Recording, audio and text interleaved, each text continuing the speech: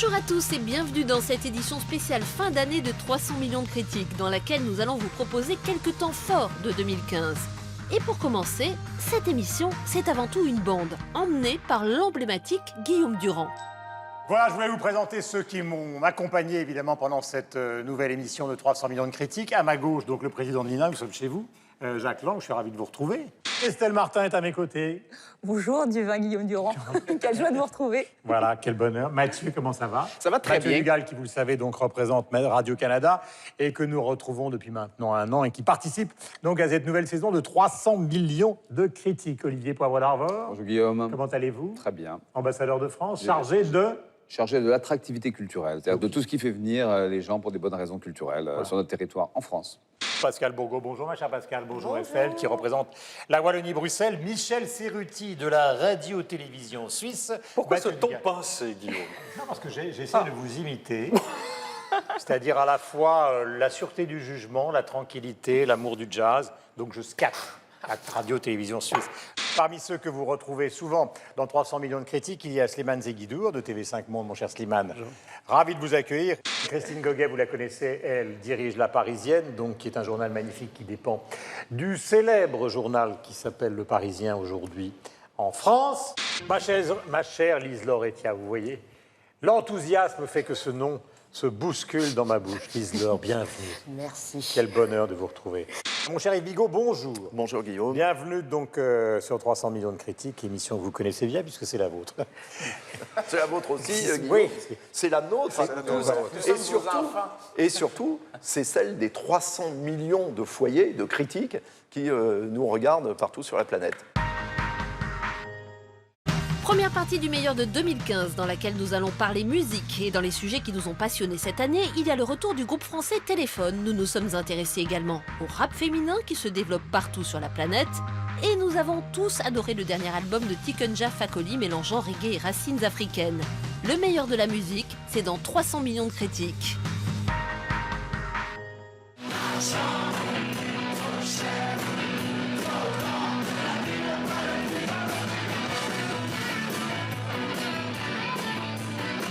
Il se murmure que c'est le début de la deuxième vie de Téléphone.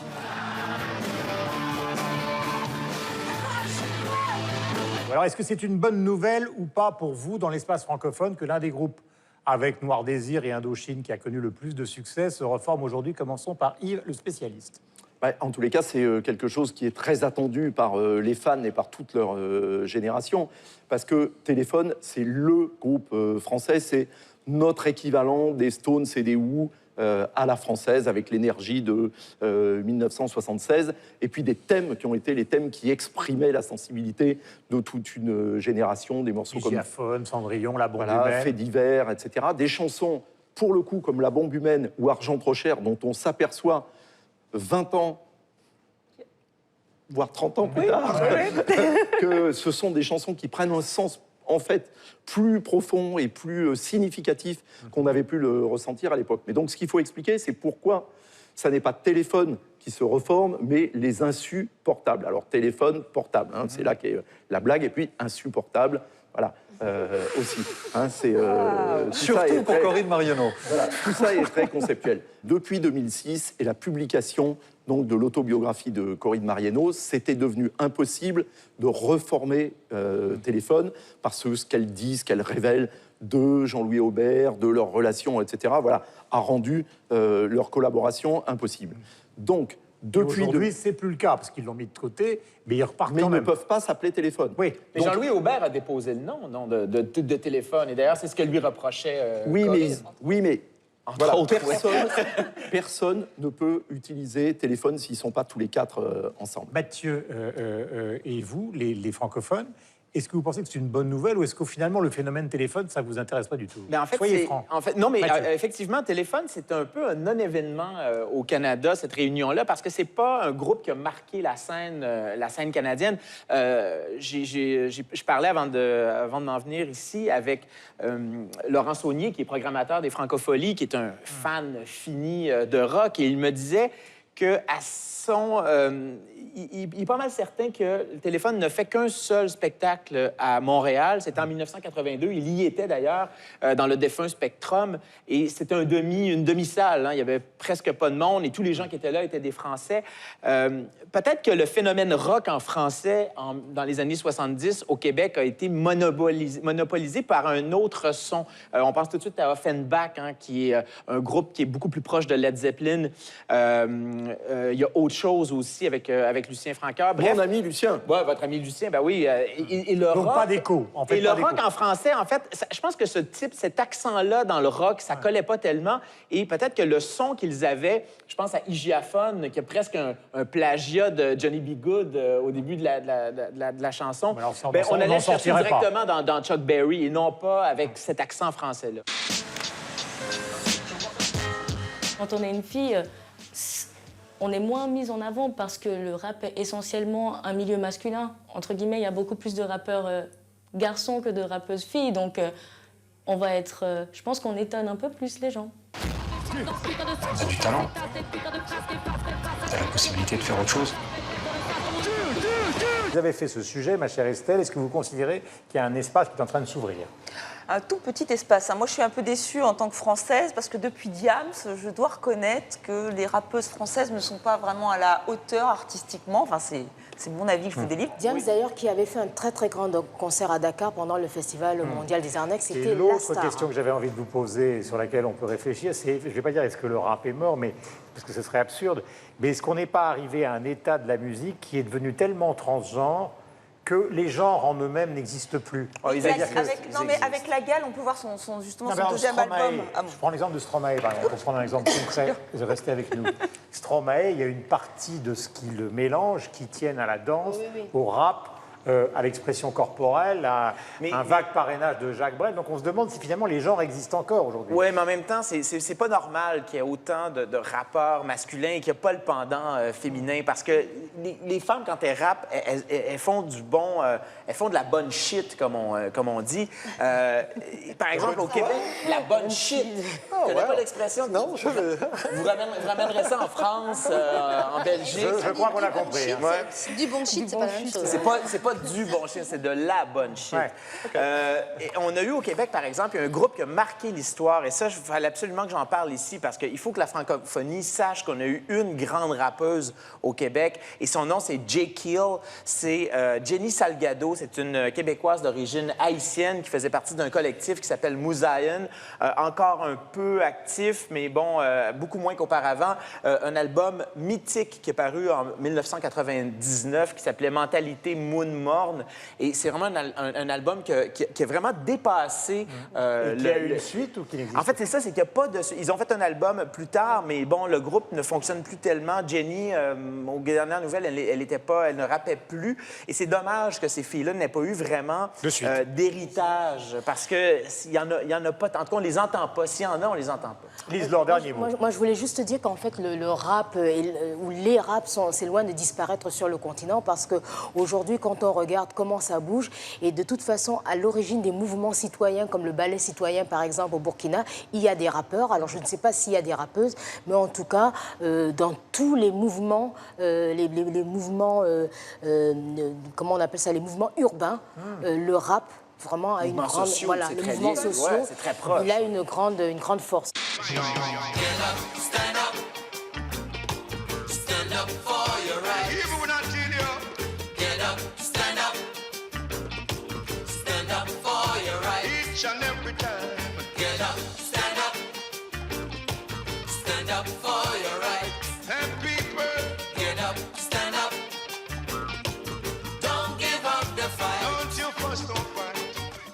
Voilà, nous parlons maintenant de Tikenja Fakoly. Le voici, l'album qui s'appelle Racine, qui regroupe une partie donc des standards du reggae. Ma chère Lise-Laure, bonjour. Bonjour. Bienvenue sur TV5 Monde à l'Institut du Monde Arabe. Est-il bon cet album?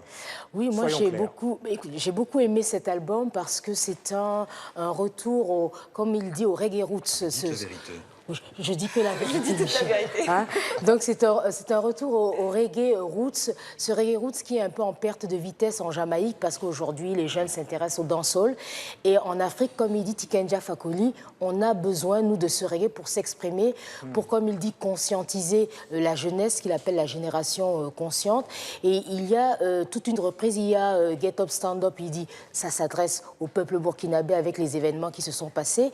Il y a Brigadier Sabari, qui est une reprise d'Alpha Blondy et qui, surtout, qui est très importante parce que ça symbolise la réconciliation entre Tikenja et Alpha Blondy qui s'était brouillé. Donc réconciliation qui c'est était... assez facile de se brouiller avec Alpha Blondy. C'est un truc que j'adore, mais qui a un caractère... Qui a un caractère fort. Voilà. Mais ils se sont réconciliés parce que, comme disait... Tikenja aussi. Hein. Oui. Il a un caractère bien trompé. Mais Alpha Blondy avait quand même traité Tikenja de Mister Grande Gueule. Voilà. On dirait les rapports entre les deux hommes un peu compliqués quand même. Mais ils se sont réconciliés, ils ont voulu le faire savoir.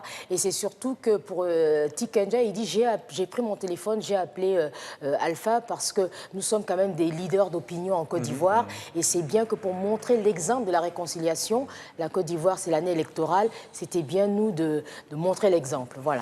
Moi, la question que je me pose, alors c'est très bien. Tikenja Fakoly, en Suisse, il est connu comme partout. La Suisse qui a été une terre d'accueil dans les années 80, en tout cas pour la World déjà, et puis qui continue à l'être aujourd'hui. Il était à Montreux l'année passée, en 2014. Tikenja Fakoly, enfin voilà, les gens se déplacent, il est extrêmement connu.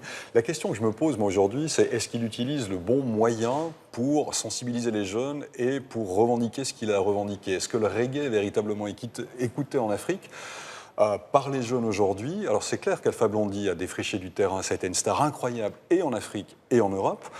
Est-ce qu'aujourd'hui c'est le cas? Je ne sais pas. Là, dans son album, il met un petit peu aussi d'instruments africains. En plus, hein, à la fin, il y a du ngoni et autres. Oui, il en avait quand même beaucoup. Et je sais pas. Et je trouve que c'est pas un prétexte. C'est ça qui est intéressant. On l'avait dit avec Angélique Kidjo. Là, quand il intitule cet album Racine, il porte d'ailleurs sur la couverture, on voit bien qu'il porte une tenue un peu africaine. Mais je trouve que ce n'est pas un prétexte. Il y a des instruments africains, vous l'avez dit. Non, c'est pas un prétexte. C'est pas ça que je dis. Mais je sais pas. Mais moi, j'étais ravie parce que parfois, on pourrait se dire, il peut y avoir de la récupération. Je fais du reggae à l'africaine et je trouve que ça fonctionne très bien dans cet album. À part ça, ça n'a rien à voir parce qu'il faut quand même savoir que le reggae, je veux dire, il y a des racines africaines. Effectivement, aujourd'hui, le reggae est écouté en Afrique ou est-ce que l'Afrique, comme finalement la plupart des pays du monde, est envahie par la musique de danse, pour simplifier?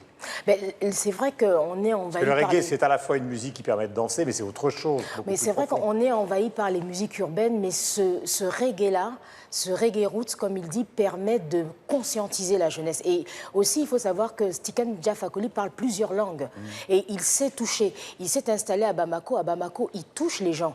Quand il prend, par exemple, tout à l'heure, Mathieu disait de lui qu'il est diplomate. Je trouve qu'il n'est pas très diplomate parce qu'il a quand même eu... ça dépend où. Ça dépend où. Quand il est au Sénégal, il a quand même osé dire au président Ouad, quitte le pouvoir. Quand il est allé l'année dernière, en début d'année, en République démocratique du Congo, il a dit à Laurent Désiré Kabila, il ne faut pas se représenter pour une énième fois. C'est bon, comme ça lui a valu. En juin, on lui a refusé le visa alors qu'il allait à un festival. Donc moi, je me dis, ce reggae marche. Quand on regarde la dernière évolution, d'ailleurs, au Burkina Faso, c'est un chanteur de reggae qui s'appelle Samska Leja qui portait la contestation. Donc ce reggae, les gens, ils sont écoutés parce qu'ils portent la voix des jeunes. Donc c'est des doubles racines. C'est à la fois quelque chose qui est lié à la musique, à son origine, et en même temps à une contestation politique. Et puis il assume aussi ce côté très engagé. On se rappelle avec Stop Ebola, il a dit nous on est des artistes africains, on va prendre ce problème nous-mêmes et on ne va pas attendre que Bob Geldof ou que les Occidentaux s'en emparent. Il a fait un album totalement, comme on dit, caritatif pour récolter des fonds. C'est vrai que Tikenja Fakoly, il revendique ça, le fait que l'Afrique, que les Africains prennent leurs problèmes et les défendent et n'attendent pas que les Occidentaux prennent le relais. Et il a été, c'est vrai, pas très diplomate sur le coup, mais il n'avait pas tort, il avait raison.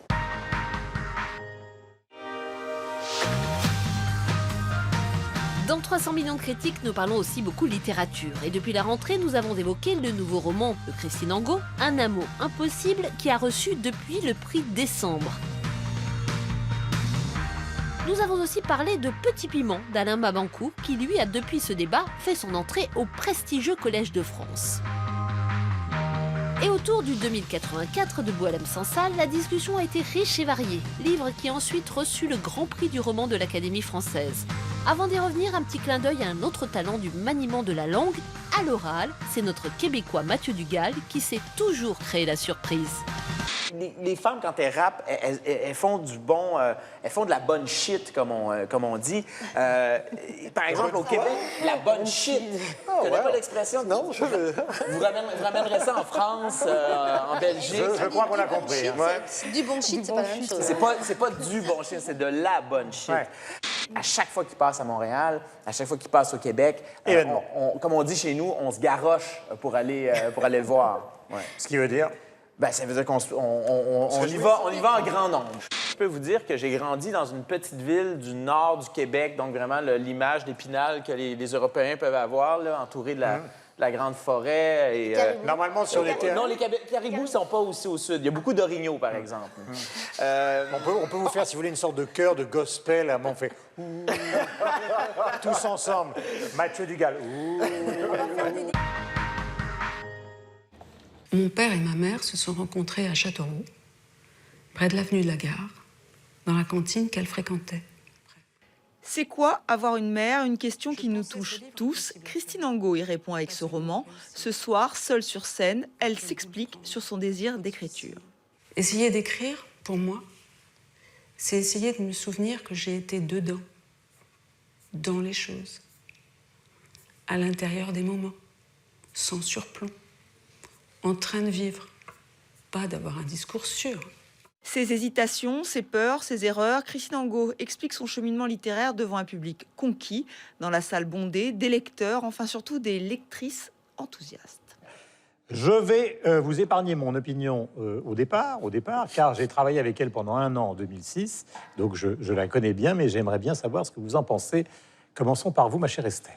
Alors, j'ai eu la chance de ne pas la rencontrer en faisant ce sujet, puisque, a priori, elle n'avait pas très envie de répondre à nos questions. Après, le personnage est assez curieux, oui, peut être intimidant.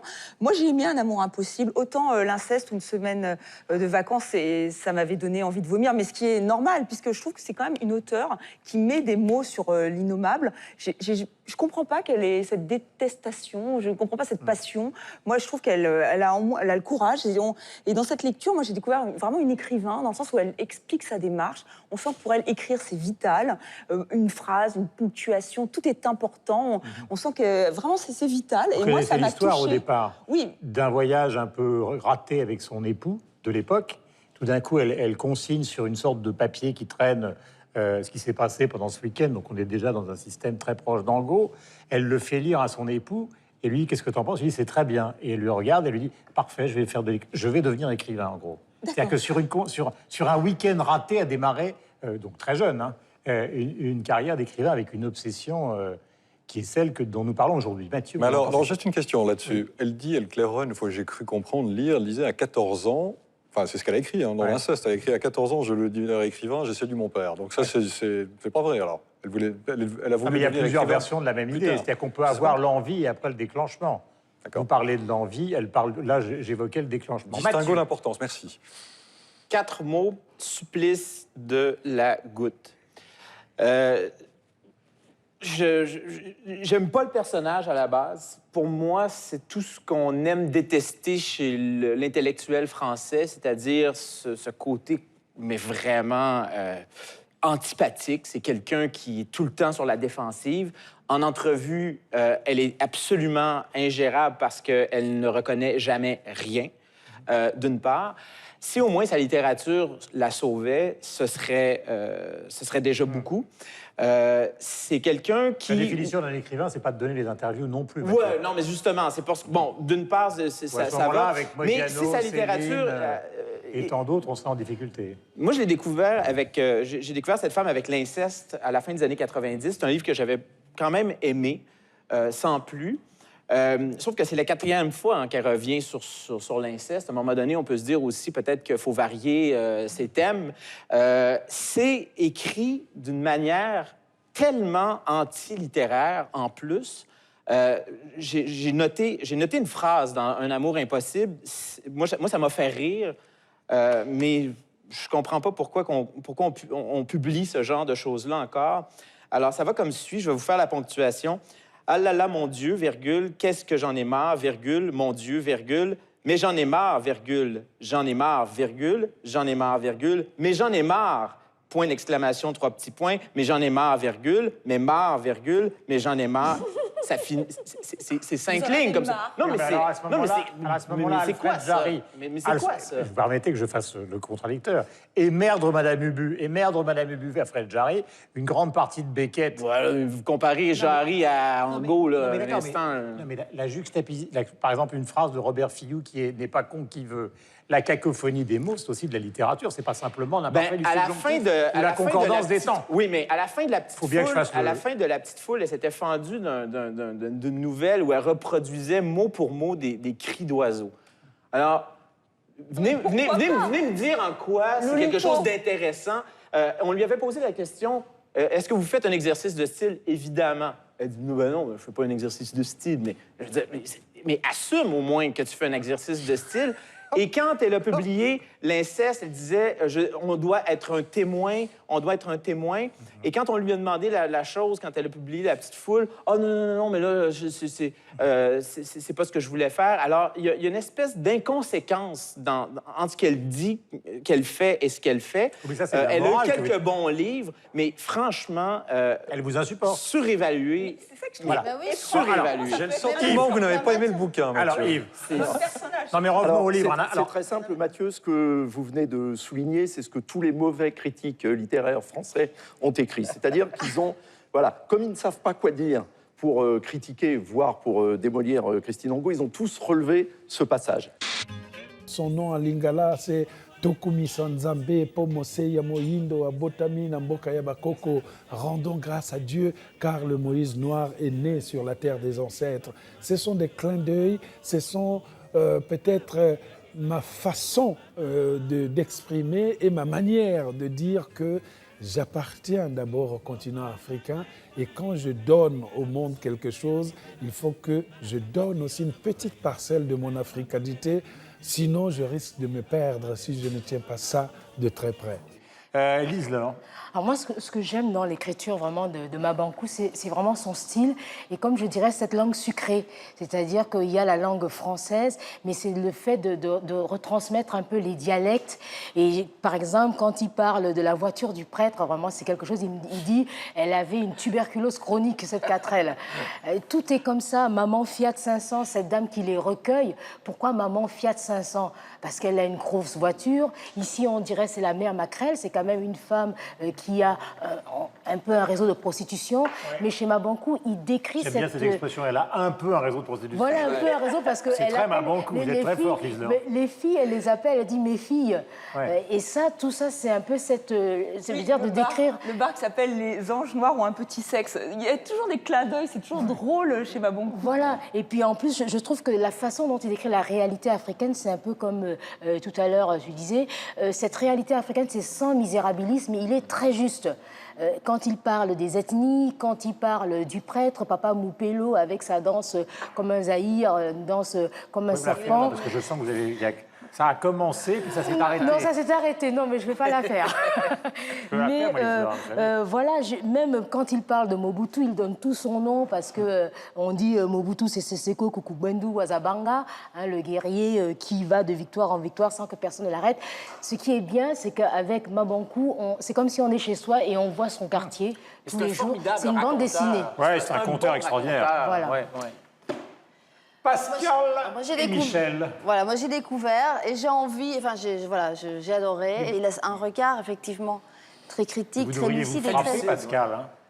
En tant que Belge, vous avez joué un petit rôle par là-bas, du côté du Congo. Donc j'aimerais bien que vous vous mettiez un grand coup de poing dans la figure. Complètement.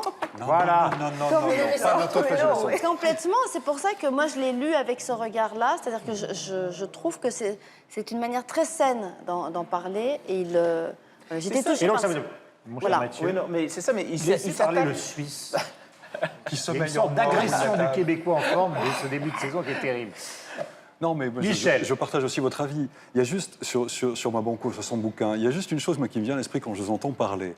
Les choses qu'il raconte avec son personnage et ce regard subjectif qui est le sien, en réalité, sont des choses qui sont gravissimes. Mais il le dit avec un ton qui qui cache presque l'essentiel, c'est-à-dire que c'est drôle, c'est luxuriant, c'est savoureux, ça sonne, effectivement. Lui, peut-être qu'il l'a écrit avec l'accent congolais, nous, quand on le lit, on l'entend aussi, en tout cas, c'était mon cas. Mais du coup, il réussit un tel tour de force au niveau stylistique, au niveau formel, que j'ai l'impression parfois qu'on peut presque oublier la gravité des propos et des situations qu'il met en avant. Et il ne faudrait pas qu'on l'oublie, parce que paradoxalement, ce qu'il raconte, voilà, c'est la fin des années 60, le début des années 70, donc là, ce qui a suivi l'indépendance, c'est des moments qui sont dramatiques dans l'histoire de ce pays. Et ça me fait penser peut-être un petit peu à un certain art populaire pictural qu'il peut y avoir au Congo, où des fois, on a l'impression d'avoir affaire à quelque chose de folklorique ou de quelque chose de drôle, et on s'arrête à ça, et on oublie peut-être qu'il y a une sorte de désespoir qui est derrière, de situation qui est sans issue, et puis on en reste au premier degré. Et la seule chose peut-être, moi le seul, on va dire, bémol que je mettrais par rapport au livre, c'est on a cette fresque historique, cette fresque sociale dans laquelle on se plonge avec délice et puis qui est vraiment à plusieurs étages, à plusieurs degrés de compréhension.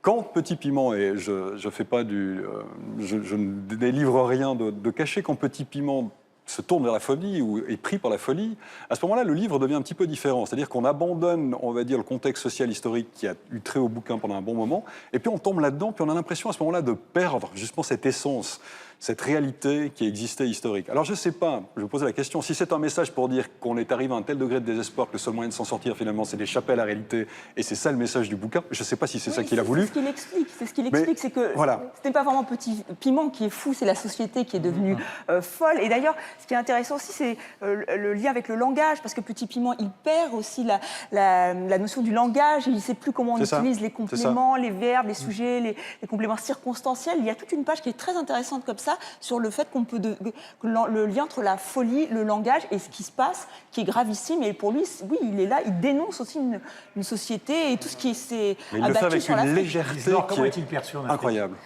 En fait, en Afrique, il est perçu comme un grand écrivain qu'il est. Bon, c'est vrai que quelqu'un hier à Brazzaville me disait que c'est un peu dommage qu'on ne l'enseigne pas dans les écoles, comme Henri Lopez ou d'autres auteurs. C'est surtout l'élite qui connaît Alain Mabankou. Mais moi, je pense que les gens sont pour l'instant très fiers de lui. Pourquoi ? Parce qu'il permet quand même, comme lui-même dit, il n'a pas une littérature qui est revendicative. Il dit, ma littérature, elle permet que l'Afrique soit dans le monde. On est dans la mondialisation et à travers ces histoires de Pointe-Noire, du Congo, de l'Afrique, j'adresse un message universel. Le monde est très inquiet. Et ce livre est arrivé il répond en quelque sorte à une inquiétude forte, pressante et douloureuse en même temps. Voilà, oui. Je pense que c'est cela surtout qui explique le succès de ce livre, la bonne réception. Voilà, vous vivez aujourd'hui et toujours en Algérie. Toujours. Vous êtes menacé à la fois par les islamistes et vous êtes aussi la bête noire du régime de Bouteflika. Je crois qu'il faut rester dans son pays dans des situations pareilles. Partir, c'est abandonner son pays, justement, à ceux qui se proposent de le détruire, les islamistes et cette classe comprador, de pillards qui pille ce pays. Voilà le dernier livre de Boualem Sansal, donc, que vous venez de voir, qui s'appelle 2084, la fin du monde, et qui est un roman qui est publié aux excellentes éditions Gallimard que l'on ne présente plus. Mon cher Slimane Zeghidour, essayons déjà de raconter le contenu de ce livre. Alors, le contenu, c'est qu'en fait, c'est un livre qui part du radicalisme islamique et qui nous raconte ce que serait le décor de la conséquence ultime du radicalisme islamique, c'est-à-dire un totalitarisme version islamique qui coulerait sa chape de plomb non seulement sur les individus, les corps, les esprits, mais carrément les âmes. Et donc, on aurait le pouvoir d'un Big Brother, un grand frère, j'avais tendance de dire, musulmans qui voudraient voir une seule tête dans la nation, une seule direction, la Mecque, et donc ça aboutit à un univers ritualisé où les gestes des individus sont réduits à une espèce de pantomime et il y aurait une seule couleur, un univers complètement irréel qui est la projection un siècle après de 1984 d'Orwell. C'est à peu près l'esprit du bouquin qui a été écrit à Alger, donc avec un auteur qui vit dans un pays qui a connu 10 ans de terrorisme dantesque à coloration islamique et toutes sortes de violences qui vont avec. Mais si cette violence de terreur est passée, aujourd'hui on est dans une société où plane une bigoterie qui pousse la plupart des gens, y compris les gens les plus intelligents, à se mettre un peu couleur de muraille et donc à tomber dans un conformisme assez desséchant. La question qui est fondamentale, c'est celle de l'expression francophone de cette interrogation par rapport justement à l'expression anglophone qui est celle de Salman Rushdie. C'est-à-dire, est-ce qu'aujourd'hui on trouve chez les écrivains algériens ou avec ceux ou celles qui s'emparent de cette thématique quelque chose de particulier avec l'utilisation dont parlait tout à l'heure du français? Alors la question que je me pose finalement, c'est l'intérêt que nous, francophones, hors Maghreb, pouvons avoir pour cette littérature, que ce soit Boualem Sansal, que ce soit Kamel Daoud, Cadrin aussi, ou d'autres dans certains ouvrages. Alors, est-ce qu'elle est due au fait que nous avons envie de lire ce genre d'écrit, ce genre de prise de position, mais qui est légitimé par des auteurs qui vivent sur place, qui connaissent la réalité, qui ne sont pas Michel Houellebecq, parce que lui vit ici dans une sorte de fiction, et donc on se repaît, on a envie de lire ça, parce que, entre guillemets, ça a été accepté, c'est une littérature, entre guillemets, autorisée. Mais ce n'est pas une littérature qui est véritablement nouvelle, comme l'expliquait Slimane. Ça fait un certain nombre d'ouvrages maintenant qui paraissent sur le sujet. Et puis surtout, ce qui est intéressant... Mais est-ce que vous êtes en train de nous dire que quand on est hors passion, c'est-à-dire ici on a une passion franco-algérienne, franco-marocaine, parce qu'on a une histoire commune qui est claire. Donc vous qui êtes francophone hors cette passion, puisque vous êtes suisse, est-ce que ça vous touche ou pas? Oui, alors bien sûr, parce que c'est devenu un problème de société et parce que la langue est intéressante. Mais ce que je voulais dire pour terminer, ce qui est intéressant par contre, c'est de voir l'accueil qui est réservé à ces livres sur place. Et là, ça ne marche pas tellement. Les arabophones ne lisent pas la littérature francophone et inversement. Donc, du coup, ça me pose une véritable question sur la question de la langue et après, on terminera avec Pascal. Mathieu. Je pense qu'il ne faut pas projeter nos peurs occidentales dans des œuvres qui vont les légitimer ou pas. D'un strict point de vue de l'œuvre, je pense qu'il faut départager nos peurs face à ça et ce que l'auteur raconte. Et quand on titre son livre 2084, moi, quand j'ai vu ça arriver, je dis OK, il faut que ce soit vraiment bon, parce que là, tu t'attaches à un des monuments de la littérature moderne. Il faut que ça aille plus loin. Alors? À mon avis, ça ne va pas plus loin. Moi, j'ai été extrêmement déçu par ce livre-là. Premièrement, c'est pas si bien écrit que ça. C'est une langue qui tourne à vide. J'ai trouvé que, par exemple, la question du despotisme et de l'approche du despotisme était beaucoup mieux traduite dans Meursault contre enquête de Kamel Daoud. J'espère que ce livre-là n'aura pas le Goncourt, parce que Kamel Daoud l'aurait mérité beaucoup plus que ça. Si tu veux partir d'Orwell, magnifie ça au moins de manière à t'en détacher un peu, pas en le singeant d'une manière qui est pas si bonne que ça et qui rend pas justice, à mon avis, à la profondeur du débat qu'on doit avoir sur ces choses-là. C'est un livre qui braque les opinions, qui fait seulement qu'entretenir une vision qu'on a en Occident de ces questions-là, qui sont beaucoup plus complexes que ce qu'on veut en dire. Et c'est pas un livre qui, d'un point de vue politique, va amener quelque chose de plus au débat qu'il y a déjà. Suite du meilleur de 300 millions de critiques 2015, c'est aussi le tour du monde de la francophonie culturelle et c'est bien sûr avec le meilleur du Zap Culture, signé Aurore Marty et Estelle Martin. Est-ce qu'il y a des francophones ici? Ils sont tous dans le coin. Pour un cowboy, mais j'aime ça prétendre que je suis. Pas de chansons traduites, ces chansons françaises, Lisa Leblanc les chante en français. Le prix Goncourt 2015 a été décerné au premier tour de scrutin par 6 voix au roman de Mathias Hénard, Boussole. Dimitri Vegas, Like Mike, la sensation DJ du moment.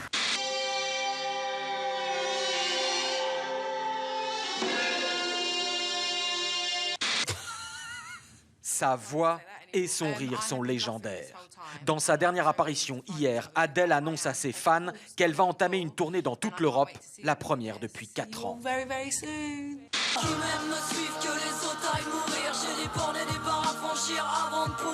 Ouais, sans doute qu'on l'aime, la gale. Elle a la rage. Ce petit bout de femme a le franc-parler d'une punk, la colère d'une rappeuse et le look d'une rockeuse.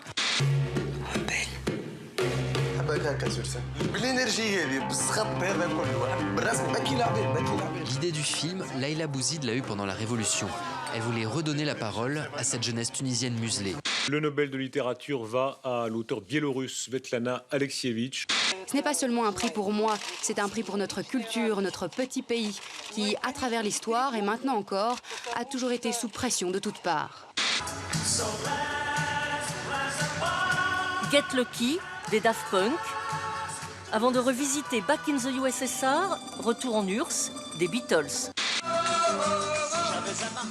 Voici un des objets d'art les moins chers de la FIAC. 600 € quand même pour un marteau. Autre regard, celui d'une femme qui présente des totems, des femmes voilées, entièrement. Je les ai photographiés sur du fond blanc pour montrer un peu la beauté des lignes, la beauté de ce qu'elles portent.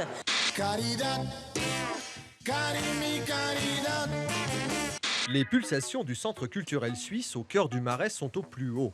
À 30 ans, l'institution Pro Helvetia atteint la maturité sans renoncer à ses rêves d'enfant terrible. Je crois que c'est l'heure, l'endroit.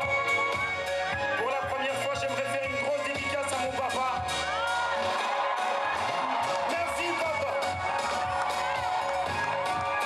Oh, merci.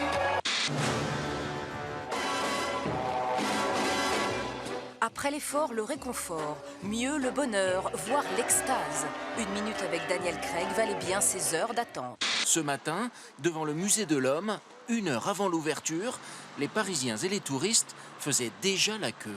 Le musée avait fermé en 2009. Il a fallu 6 ans de travaux et 92 millions d'euros pour donner un nouvel écrin à une collection unique.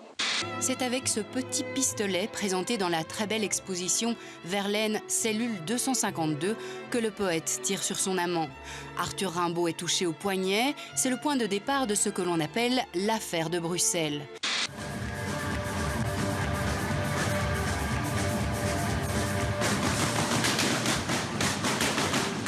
Le Bataclan, une salle de spectacle, vient d'être attaquée par 4 hommes.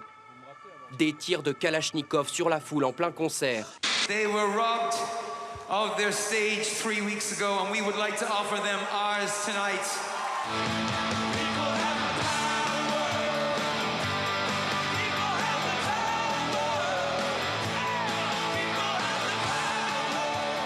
Avec Charlie en tête, l'humour a repris ses droits pour montrer que la vie continue, presque comme avant, à la maison ou en terrasse. On peut avoir de l'émotion, on peut porter un deuil, on peut quand même rire. Pourquoi? Parce que le rire, c'est la vie.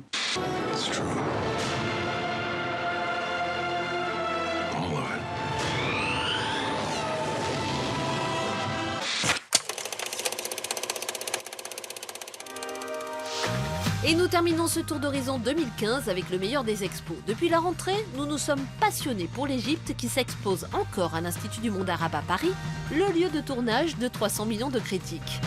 Et nous avons tous adoré Beauté Congo, expo bien nommée qui était proposée par la Fondation Cartier et qui permettait de découvrir ou redécouvrir tout un pan de l'art pictural congolais.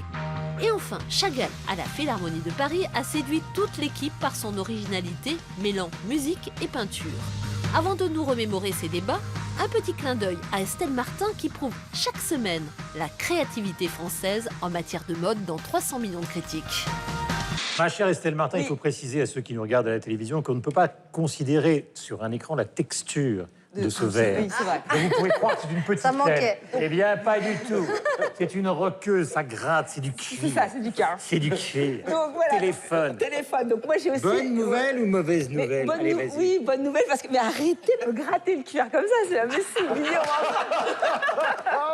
Automne. Ma chère Estelle Martin, vous avez une sorte de déguisement qui ressemble forcément à la thématique Je savais que d'aujourd'hui. vous alliez réagir. Non, pas du tout. C'est bien, c'est cintré, c'est doux, C'est kimono et c'est rock. c'est kimono et c'est rock. Vous le voyez, malgré le milieu de l'automne, il fait un temps absolument magnifique.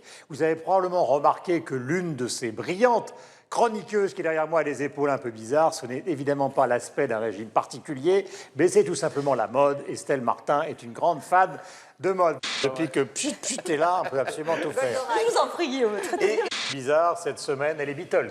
C'est Estelle Martin. Sgt. Pepper's à elle toute seule. Magnifique. Ravi d'être là. Le visiteur va pouvoir contempler des objets que seul le prêtre initié pouvait voir et manipuler dans le plus grand secret dans le sein du temple. Il y a par exemple des objets en bronze qu'on appelle les grandes réunisseuses, qui sont des louches avec lesquelles le prêtre initié récoltait certaines matières, certains aromates, certains onguents pour reconstituer le corps du dieu Osiris qui avait été assassiné et démembré par son frère Seth. Ce beau taureau est assimilé à Osiris. La statue monumentale de 5 mètres qui est Hapi, le dieu de la crue du Nil, est assimilée à Osiris. Il y a tout un jeu dans l'art égyptien de modification des représentations, de transformation, d'assimilation à, et c'est ce qu'on essaye de donner à sentir dans l'exposition, à admirer et à comprendre.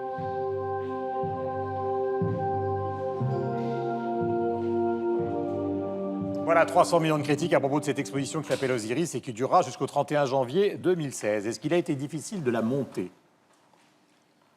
Oui, mais en même temps, nous avons été soutenus et encouragés par les antiquités égyptiennes et, je dirais, par l'homme qui incarne l'équipe qui a accompli ces recherches sous la mer, M. Franck Gaudio, qui non seulement a de l'énergie à revendre, mais en plus a envie que ce qu'il a découvert sous la mer soit présenté sur la terre et en particulier ici même à Lima. Et toutes les expositions concernant l'Égypte sont des, vous employez une phraséologie un peu ridicule, mais des tubes mondiaux. Oui, en effet, il y a cette fascination vers...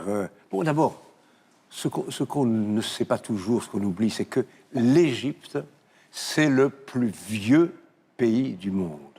C'est le pays le plus vieux du monde. C'est 4000 ans, 5000 ans. Il n'y a pas d'autre pays sur la planète qui ait une histoire aussi longue, aussi riche, aussi dense. Deuxièmement, il y a ces mystères liés autour des phénomènes de la vie et de la mort. Et cette exposition porte précisément sur la François mort... Mitterrand à Assouan. Le dernier voyage. Oui, certes, mais c'est pas... Je respecte beaucoup ce voyage. J'espère que vous respectez François Mitterrand. Bien sûr. Vous allez prendre Osiris dans la figure, mon cher Jacques. Pas de reniement. Enfin, ne mélangeons pas tout, même s'il avait lui-même une grande fascination pour l'Égypte, et l'Égypte ancienne. Vous permettez qu'on demande à nos amis ce qu'ils ont pensé de l'exposition, évidemment. On va parler, car ici, c'est le grand endroit de la liberté. Allez, d'abord, vous avez été en poste à Alexandrie, si ma mémoire est bonne. Oui, j'étais entre 88 et 90 diplomate à Alexandrie, et j'ai vu arriver, à l'époque, dans une délégation, un jeune garçon qui s'appelait Franck Gaudio. Et je me souviens qu'à l'époque, l'ambassadeur de France au Caire avait fait un télégramme disant que les projets de M. Gaudio n'avaient aucun avenir. Parce que, évidemment, nous étions à Alexandrie, nous persuadés que la ville allait renaître et que, bon, grâce à des archéologues français dans la grande tradition des Jean-Philippe Lauer ou des grandes figures comme Christiane Desroches-Noblecourt, il y avait des choses à trouver. Le phare d'Alexandrie, alors, il y avait 2 équipes à l'époque, celle de Gaudio, celle d'Empereur, qui parfois ne travaillaient pas toujours ensemble, mais qui ont fait un travail exceptionnel. Et ce que nous voyons à Paris, et qui va circuler grâce à Franck Gaudio et à ce qu'a fait l'Institut du Monde arabe, est exceptionnel. C'est-à-dire, ça raconte un moment de l'histoire que tous les enfants ont entendu d'une manière ou d'une autre, celle d'Osiris, qui est un des grands mythes fondateurs. Il faut rappeler, en fait, de quoi il s'agit. Oui, alors c'est l'histoire d'Osiris qui, découpé, va être recousu. Donc ça fait rêver. C'était comme une histoire assez extraordinaire, y compris à travers des images un peu fortes et un peu érotiques. Et ce que a ressorti Gaudio de la mer est sublime. Et ce que l'Institut du Monde arabe, je crois, a pu obtenir aussi comme prêt venant des Égyptiens, dont certaines œuvres que je n'avais vues qu'au musée national égyptien, qui ne sont jamais sorties de leur pays, sont exceptionnelles.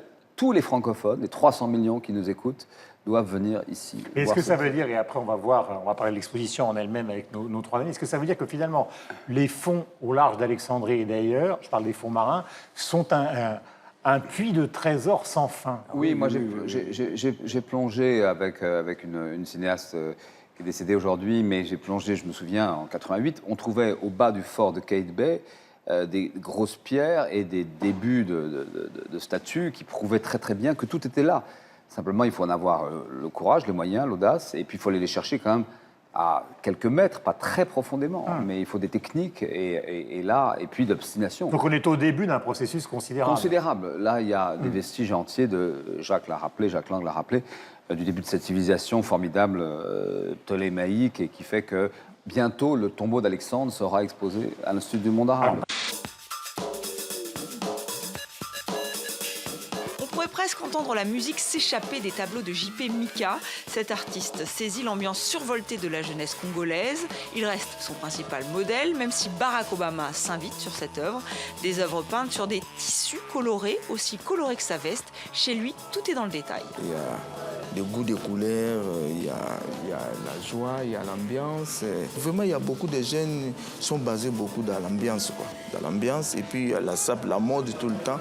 Vraiment, c'est ça que ça nous inspire beaucoup, quoi. À 35 ans, J.P. Mika est le plus jeune des peintres populaires, un courant né dans les années 70 à Kinshasa. Les Papa Moké, Chéri Chérin, Chéri Samba ont commencé en peignant des enseignes publicitaires. Leur toile mêle images et textes, souvent politiques, toujours humoristiques. C'est Chéri Samba qui a imposé l'adjectif populaire, préféré à naïf, jugé trop réducteur. Dans le naïf, c'est comme quelque chose de ramassé comme ça dans la rue, qui n'a pas... qui n'est pas réfléchi. Et alors qu'au contraire, moi je sais que tout ce que nous faisons là, c'est bien réfléchi. Alors, d'abord Lise-Laure, est-ce que vous avez aimé, et il y a une question que je voulais vous poser dès le départ, c'est qu'est-ce que les Congolais sur le plan artistique ont de différent? Là, il y a deux Congos, Kinshasa et Brazzaville, mais qu'est-ce qu'ils ont de particulier au milieu du continent africain? Mais ce qui est particulier pour les Congolais, c'est que vraiment il y a dans ce pays une extrême vitalité. Il y avait à l'époque l'école des Beaux-Arts. Aujourd'hui, ce qui est intéressant, c'est qu'ils se sont détachés de cette école. Il y a des gens qui ont commencé dans la rue, en faisant des enseignes publicitaires, en décorant les maisons des coiffeurs. Donc au départ, il y a quand même une tradition artistique au Congo qui est différente et plus forte que dans les autres pays. Qui est plus forte, mais qui vient de la période coloniale. C'est-à-dire, d'ailleurs, dans l'exposition Beauté Congo, André Magnan l'explique bien à travers le travail des précurseurs qui, dans le Katanga, peignaient les cases des paysans. Et c'est comme ça que petit à petit, cet art est entré dans les mœurs des Congolais. Les oiseaux aussi, des peintures magnifiques, je vais les montrer. Par exemple, on va demander à notre ami, nos amis. Donc ça, sont des œuvres qui datent de milieu des années 50. Donc ce n'est pas le Congo d'aujourd'hui, et que vous les trouverez aussi. Donc c'est leur caractéristique. Le parcours, est-ce que vous l'avez aimé, apprécié, Mathieu? En fait, moi, ça a été vraiment une claque, cette exposition-là, parce que c'est un art qui voyage, à mon avis, pas assez. S'il y a des gens, des gens de musée qui nous écoutent, j'aurais le goût de leur dire, mais allez sauter sur cette expo-là, faites-le voyager, parce qu'on a besoin de connaître cet art-là. C'est foisonnant. Et ce qui est fascinant aussi dans l'art qui est présenté dans cette expo-là, c'est qu'on voit des artistes qui sont très, très proches toujours de l'art populaire. Alors, on va être on va jouer avec les codes de l'art populaire tout en faisant un art contemporain. On est proche, par exemple, dans le cas de Moké, de l'affichisme. D'ailleurs, il met en scène des combats de boxe. On a des maquettes qui sont hallucinante. On est dans l'art naïf. Et d'ailleurs, quand je suis passé à l'expo, c'était vraiment très drôle parce qu'il y avait beaucoup d'enfants et les enfants étaient vraiment joyeux. Ils voulaient s'approprier l'art. Alors, on est dans quelque chose qui est très ludique, qui parle aux jeunes. Bref, c'est foisonnant. Vraiment, là, une belle découverte que cette expo-là. Il y a Chéri Samba, donc, qui est un artiste qui est maintenant connu dans le monde entier. Chéri Chérin, donc, je vous le montre parce que c'est évidemment un grand tableau qui est à peu près 2 mètres de large, sur les fameux sapeurs congolais, donc, que tout le monde connaît. Votre opinion à tous les trois, Estelle? Moi, ce qui juste me dérange un tout petit peu, c'est que j'ai trouvé que les anciens, Chéri Samba, Chéri Chérin, ont une dimension plus politique dans leurs œuvres. Ils parlent des enfants soldats, ou alors il y a toujours une dimension assez cynique, assez, ils se moquent. Alors, c'est pas non plus totalement affiché, mais même Chéri Samba, il l'a dit. De toute façon, il veut dire que c'est de l'art populaire et pas de l'art naïf, parce qu'il trouvait que les Blancs, ils avaient un peu tendance à cataloguer ça dans l'art naïf. Alors que Mika, c'est plus... comment dire, je ne vais pas dire plus, mais c'est moins, en tout cas, c'est moins engagé politiquement. Et ça voilà, on a l'impression que la jeunesse congolaise est peut-être moins, je ne sais pas, Lise-Laure, si vous êtes d'accord avec moi, mais voilà, moins investie politiquement. Non, je suis d'accord parce que justement, ça a fait beaucoup débat. Certains disaient qu'est-ce qui est de l'art naïf et qui est de l'art de l'aéroport, ces tableaux qu'on voit partout. Mais c'est intéressant parce que ces jeunes aujourd'hui qui ne sortent pas des écoles, ils veulent se démarquer, ils veulent aussi exister. Donc ils ont d'ailleurs créé un collectif qui s'appelle ESA Possible. C'est-à-dire, en lingala, ça veut dire c'est possible. C'est-à-dire, tu as un papier, tu as un crayon, mais tu n'as pas été à l'école, tu veux faire de l'art, mais commence. Tu as des bouteilles et tout, commence à faire quelque chose. Mais c'est vrai que ça ne ressemble pas à ce que faisaient les pionniers comme Chéri Samba ou Moké. Et ici, nous sommes dans la dernière salle de l'exposition, qui est la salle du théâtre d'art juif. Nous présentons les 7 panneaux qui ont été conservés de ce théâtre, donc dans la même disposition qu'à l'origine, pour montrer en fait ce qui est la genèse de toute la production scénique de Marc Chagall et ce qui sert en fait de contrepoids avec le plafond de l'opéra pour le début et la fin de l'exposition.